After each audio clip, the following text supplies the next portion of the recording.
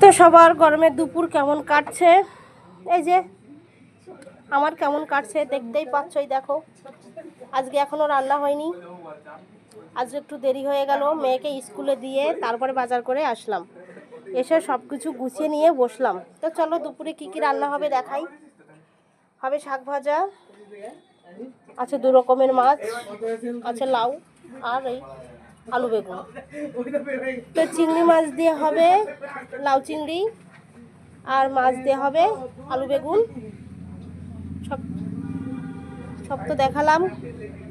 ঠিক আছে, গরমে বসে বসে রান্না করি, গরমের তাপে তাপে উনুনে।